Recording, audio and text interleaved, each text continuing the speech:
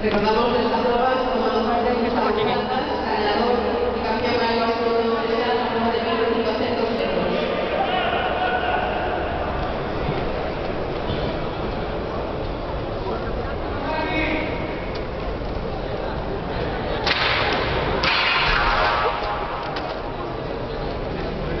Tranquilo, que tienen ellos.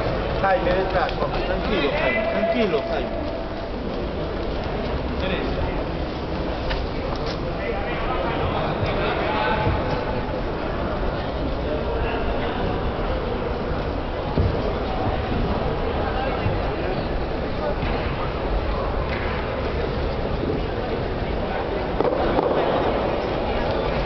Seguir cabezando la prueba, bastante de categoría promesa, Jaime Arriba, orgulloso de éxito, Caribe González. Seguido de Gustavo Platas, Sorca,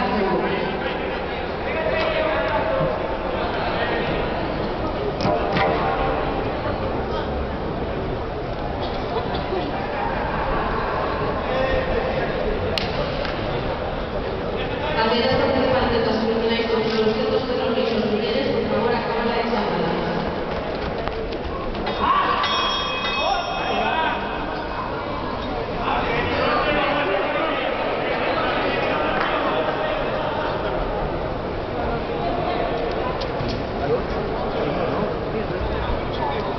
Atención a última vuelta de esta semifinal de los 800 metros lisos. Recordamos que clasifican los dos primeros de las dos serie. Serie cabeza Gustavo Platas. Recordemos campeón de la elevación de los 2.500 metros lisos. Seguido por Jaime Rivas sobre este mismo Caribe González. ¡Vamos, Jaime!